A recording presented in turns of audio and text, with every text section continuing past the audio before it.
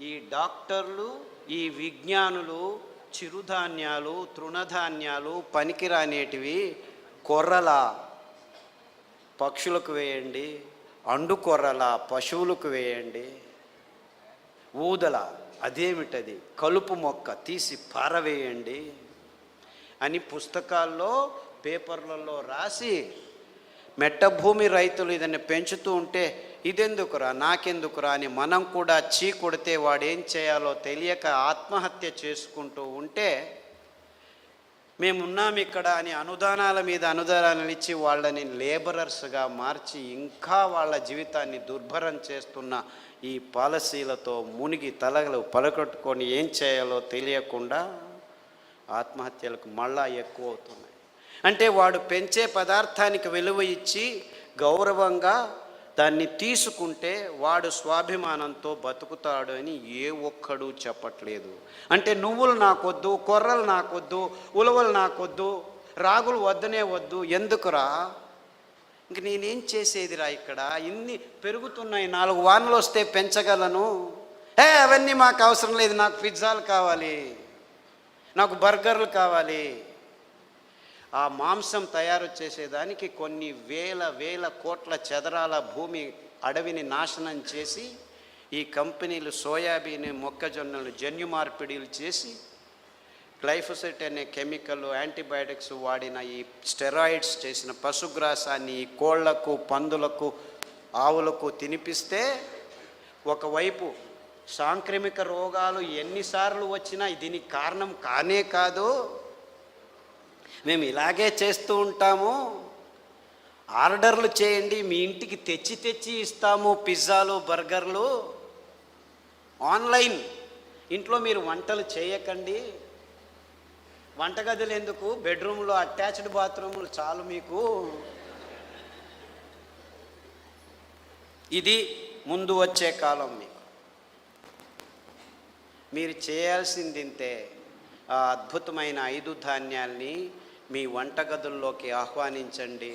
రాత్రి నానబెట్టి పొద్దున గంజి చేయండి, పొద్దున గంజి రాత్రి తాగండి. అందులో ఫర్మెంటేషన్ మొదలయ్యి అద్భుతమైన సూక్ష్మజీవులు, మీ దేహానికి రోగనిరోధక శక్తిని ఇచ్చే సూక్ష్మజీవులు. అంటే చాలామంది క్యాన్సర్ ఉద్బలనమైన పేషెంట్లకి నేను ప్రతిసారి చెప్పేది ఏంటంటే 6 వారాలు ఈ ధాన్యాన్ని గంజి రూపంలో తాగు, లేచి కూర్చుంటావని. మొన్న కాకినాడ నుంచి ఒక అమ్మాయి, 16 సంవత్సరాల అమ్మాయి, 4 సంవత్సరాల నుంచి బ్లడ్ క్యాన్సర్తో ఇంట్లోనే ప్రతి 3 రోజులకు ఒకసారి రక్తం ఎక్కిస్తూ 4 సంవత్సరాల నుంచి బతుకునింది. నా లెక్చర్ విన్నారట వాళ్ళ తమ్ముడు, 12 సంవత్సరాల తమ్ముడు, చిన్న అబ్బాయి నా లెక్చర్ విని వెళ్ళి గంజి చేసి తాపిస్తే 4 రోజులకు ఆ అమ్మాయి లేచి కూర్చుందట. 12 రోజుల తర్వాత రక్తం 3 రోజులకు ఎక్కించాల్సింది 6 రోజులు అయింది.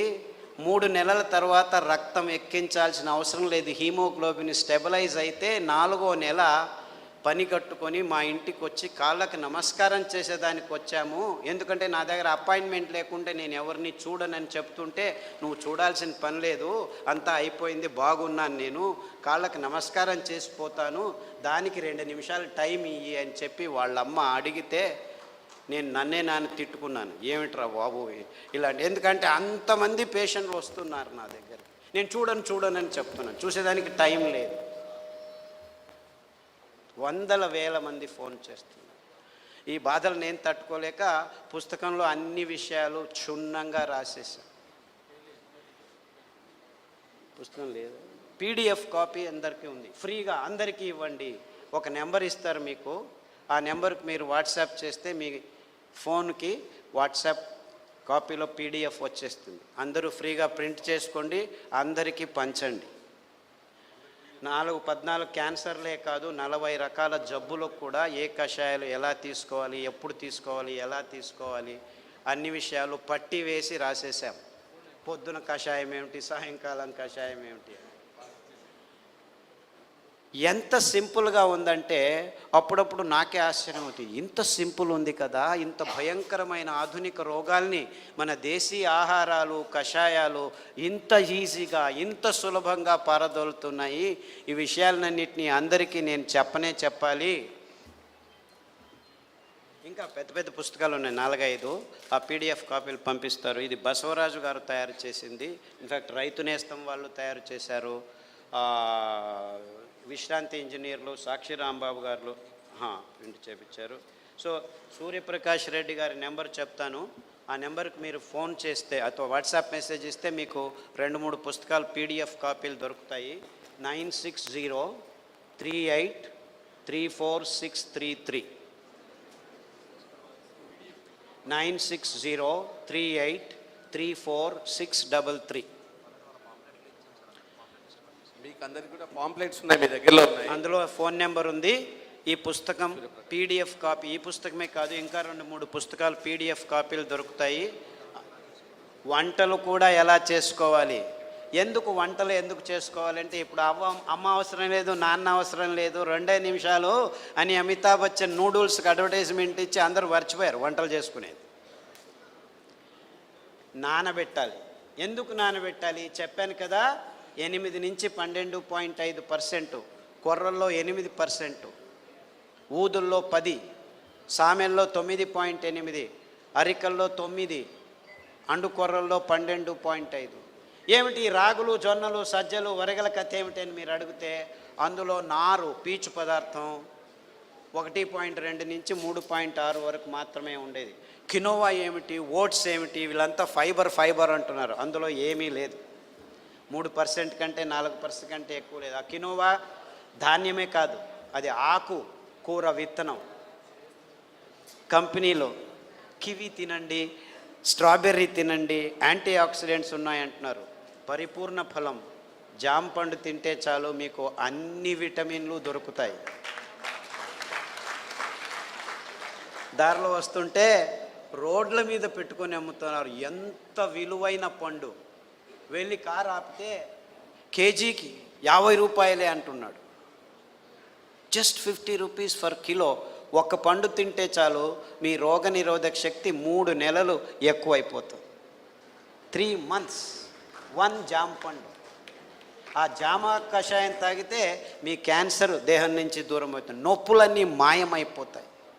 క్యారే అనట్లేదు వాళ్ళని. స్ట్రాబెర్రీ కేజీ 500 రూపాయలైనా వెళ్ళి ఆన్లైన్లో కొనుక్కుంటున్నారు. ఇంకా మీ అంత పిచ్చోళ్ళని నేను ఎక్కడా చూడటం. వాళ్ళు పిచ్చోళ్ళు అయితే మనం మూర్ఖులం. అంటే ఇంటి వెనకాలే అన్నీ ఉన్నాయి, కానీ అక్కడేదో ఉందని మనం పోతున్నాం. మన అద్భుతమైన మెట్టభూముల్లో పెరిగే ఈ ధాన్యాల్ని మనం తృణధాన్యాలను పారేస్తున్నాం. మొత్తం ప్రపంచానికి మానవాళికి ఆరోగ్యం కావాలంటే ఈ సిరిధాన్యాలు తప్ప ఇంకా వేరే దారి లేనే లేదు.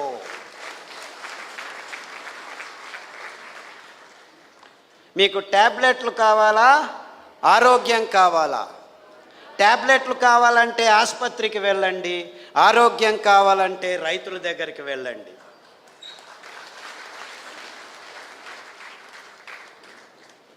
Choice is yours.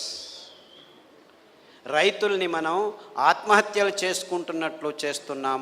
ఔషధీ కంపెనీని అందరికంటే ఎక్కువ డబ్బులున్న కంపెనీలుగా తయారు చేశాం. మనం మూర్ఖులమా, వాళ్ళు మూర్ఖులా? It is as simple as this.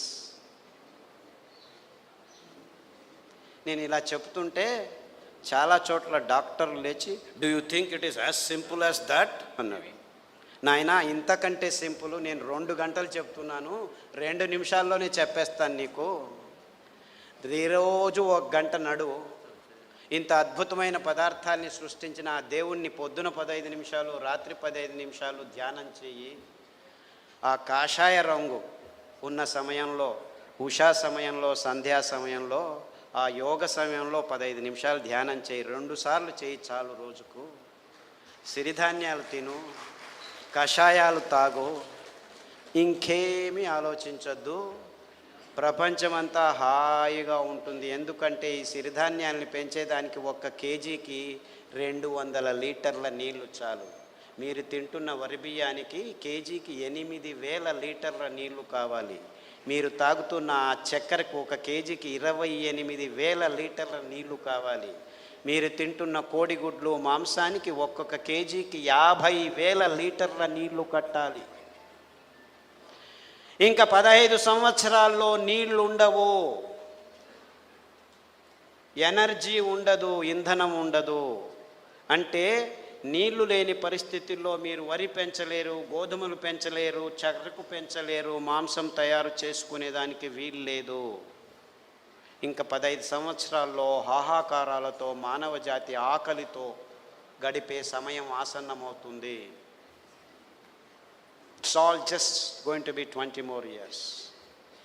So నీళ్ళు లేవు, డ్యాములు కట్టి కూర్చున్నారు, నీళ్ళు వస్తాయి కదా, ఎత్తి పోస్తాం, ఇది చేస్తాం, అది చేస్తాం అంటున్నారు. పోసేదానికి నీళ్ళు ఉంటాయి కదా. ఇది is a reality, it's not a reality show. అంటే నీళ్లు లేని ఆ పరిస్థితుల్లో 4 వానల్లో పెంచుకొని తినగలిగేదానికి సాధ్యమయ్యేది ఈ సిరిధాన్యాలు మాత్రమే, ఇంకేదీ లేదు. Let the humanity decide. ఇప్పుడే ఆలోచించండి, ముందు జాగ్రత్తలు తీసుకోండి. అప్పుడు మళ్ళా మీరు పెంచుకోవాలంటే ఈ కంపెనీలు ఈ ధాన్యాలని, బీజాలను సమేతంగా నిర్నామం చేసి ఉంటాయి. మీరు ఇప్పుడు తినకపోతే, రైతులు పెంచడం ఆపి చేస్తే 7 సంవత్సరాల్లో విత్తనాలు మొలకలెత్తవు. ఈ భయంతోనే 25 సంవత్సరాల క్రితం నేను అమెరికా వదిలిపెట్టి ఈ విత్తనాలని ఎలాగైనా సంరక్షించుకోవాలి, మన పేద రైతులను మళ్ళా పెంచేట్టు చేయాలి, ఈ విత్తనాలకి, ఈ ధాన్యాలకి విలువ కలగచేస్తే మాత్రమే ఇది సాధ్యమని చెప్పి ఈ భయంకరమైన రోగాల్ని బాగు చేసేదానికి ఈ అద్భుతమైన రచనాత్మక ధాన్యాల్ని దేవుడు మనకిచ్చాడు అని దేవుడిని స్మరించుకుంటూ ఈ కార్యం మొదలుపెట్టాను.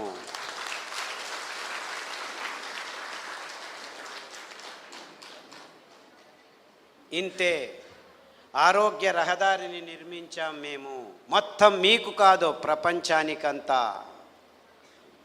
ఆసుపత్రికి వెళ్తారో, రైతులకు దగ్గరికి వెళ్తారో మీరే నిర్ణయించుకోండి. చాలా చాలా ధన్యవాదాలు. Thank you very much.